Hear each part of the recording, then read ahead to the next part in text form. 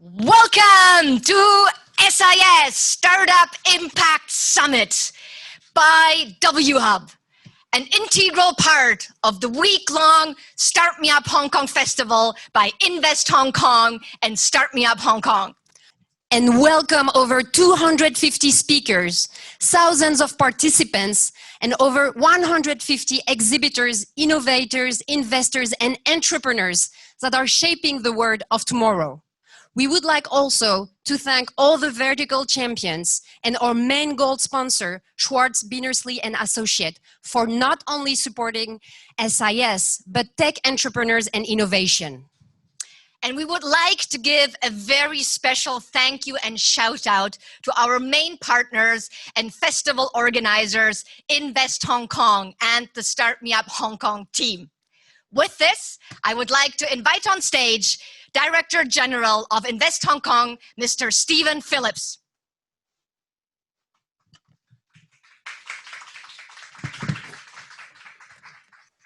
Great. Well, good morning, everybody. And may I add my very warm welcome to day 2 of the Start Me Up Hong Kong Virtual Festival. And I'm also really delighted to be kicking off this session, a session that spans 2 days and hinges on one of my favorite words, impact. For impact is what life is all about, whatever route life takes you. And boy, does the world need impact right now. To state the obvious, the world is facing massive challenges, the likes of which none of us have ever seen during our careers. I know for sure this is the most complicated and challenging period that I've ever faced during my career. COVID-19, climate change, inequalities of all sorts, geopolitical tensions, economy is on the very brink, and livelihoods at risk. At Invest Hong Kong, we know this is also a very tough time for startups all around the world, and indeed for well-established companies too. And I and my colleagues at Invest Hong Kong, with our fantastic partners, will do all we can to support you not only to survive, but to thrive. But despite the challenges, I'm resolutely optimistic.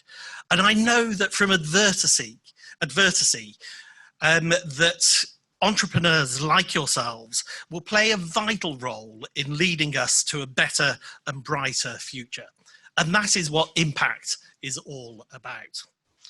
Over the next 2 days, you'll be hearing from a fantastic lineup of inspirational speakers.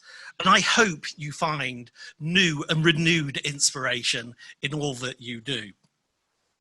Before passing on, I wanted to leave you with a couple of quotes from Confucius and from Martin Luther King.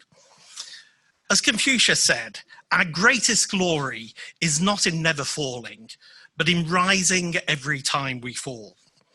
And Martin Luther King said, the ultimate measure of a man, and I'm going to add woman, is not where he or she stands in moments of comfort and convenience, but where he or she stands at times of challenge and controversy. On those notes, let's forge ahead for a better future for Hong Kong and indeed the world. Please do enjoy the next couple of days. And it's now my great pleasure to introduce the Chief Executive of the Hong Kong SAR government to share with us a few words. Thank you. Ladies and gentlemen, good morning. Hello from Hong Kong and welcome to the 5th edition of the Start Me Up Hong Kong Festival.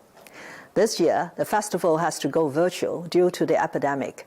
However, it remains an annual innovation and startup extravaganza, offering a lot of inspiration to all of us. For that, my thanks to the 6 individual conference organizers, the event's many sponsors, and the overall festival organizer, Invest Hong Kong, for putting together another signature event.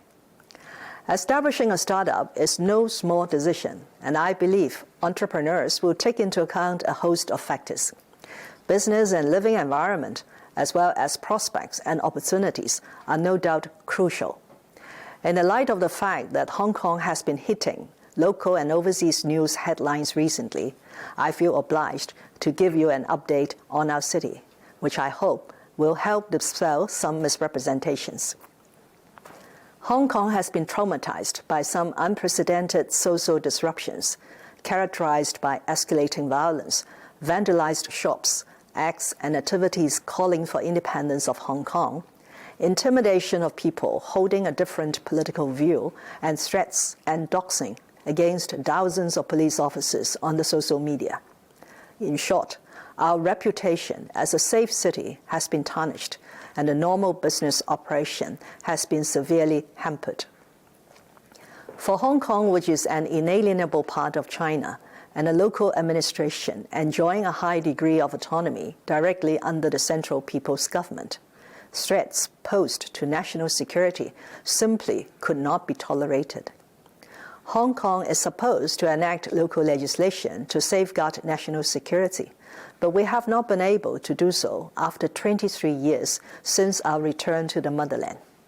It is against this background, and for the sake of countering the present defenseless situation, the Standing Committee of the National People's Congress, the highest organ of state power in China, has enacted a national law to safeguard national security in Hong Kong.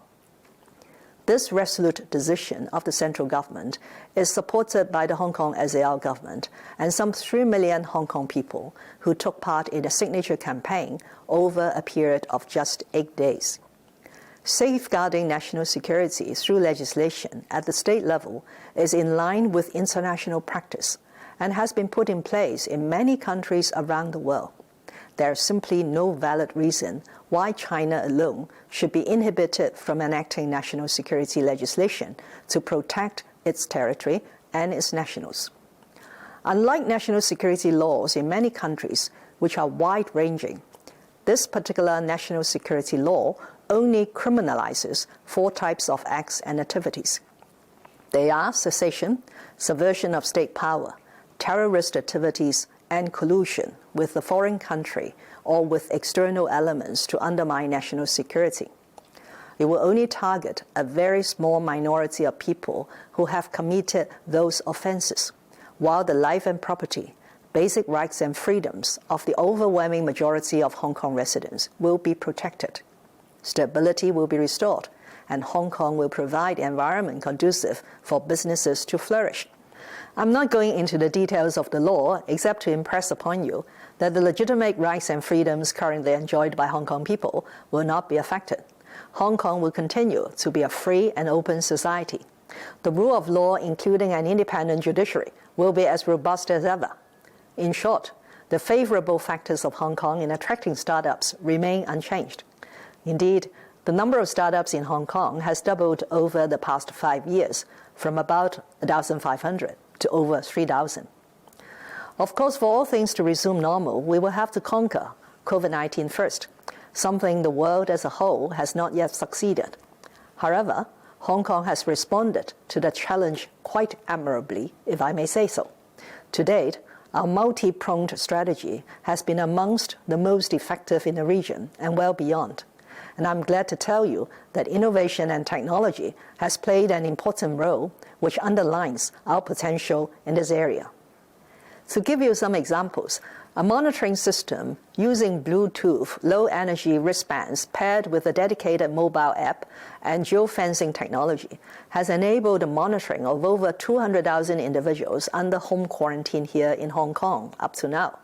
An interactive digital map and dashboard has been created to keep the public informed of the pandemic situation. Open data in machine-readable format and application programming interfaces are also available for those looking to conduct their own analysis or develop websites, mobile apps, and other programs. We are also distributing a reusable face mask known as the Q mask, free to every Hong Kong resident. Developed and patented by the Hong Kong Research Institute of Textiles and Apparel, the Q mask won a gold medal at the 2018 International Exhibition of Inventions of Geneva for its groundbreaking technology and its ergonomic design. As remote working or service has become a new trend during the epidemic, we launched the Distance Business Program to support enterprises to continue their business and services during the epidemic by adopting IT solutions. We have recently decided to triple the financial commitment to the program to about $200 million in view of the positive response to the program. These and other coronavirus-inspired developments underline my government's commitment to innovation and technology. In my 3 years as Chief Executive of the Hong Kong Special Administrative Region, we have allocated more than $13 billion to support innovation and technology initiatives and programs. I believe government support is instrumental in expanding our startup base. That's evident in the diversity of programs we offer. For financing, there's the $260 million Innovation and Technology Venture Fund. Working together with venture capital funds, it invests in local INT startups at a ratio of about 1 to 2, with the latter coming from our venture capital investors. Today, we have partnered with 6 venture capital funds, closing 16 deals totaling more than $10 million. Startups are also involved in a number of programs under the Innovation and Technology Fund. The public sector trial scheme, for example, provides funding support of about $130,000 per project for public sector trials inspired by promising R&D. We are expanding the program. All technology companies conducting R&D activities in Hong Kong will soon be eligible to apply. Within government, we encourage startups and SMEs through our pro-innovation procurement policy. It opens up public data for research, encouraging departments to apply technology and technology-driven solutions more vigorously. Innovative technology can be deployed to great effect in delivering public services and smart city applications. To that end, we launched the Smart Government Innovation Lab earlier this year. It connects government to innovative companies. The initiative helps match suggested products to service needs, enabling proof of concept and accelerating Hong Kong's smart city path. Our flagship INT centers, Hong Kong Science Park and Cyberport, continue to be government's preeminent partners in promoting startups. Looking to the future, and I'm talking here about the Greater Bay Area, we are developing a major innovation and technology park in concert with the Shenzhen government. The Hong Kong-based park, rising near the boundary with Shenzhen, will serve as a regional and international base for cooperation in scientific research. Today, $2.6 billion has been set aside for initial development, with the first batch of INT buildings scheduled for completion by 2023. Soon after, startup companies with an R&D focus will find themselves with ready access to the mainland. We certainly have what it takes to seize the far-reaching promise of the Greater Bay Area, thanks to our world-class financial and professional services sectors, our R&D strengths, world-class universities, and intellectual property protection regime. No less important, our one country, two systems connectivity will smooth the way for companies in the Greater Bay Area throughout the region and around the world.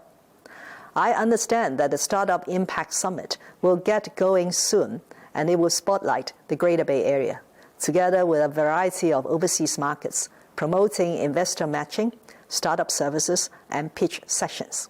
I'm sure you will enjoy it. Ladies and gentlemen, wherever you are, however you are connected, whatever your business and goals may be, I know you will enjoy and profit from this year's Start Me Up Hong Kong Festival. And I look forward to seeing you in person right here in Hong Kong at next year's festival. Thank you.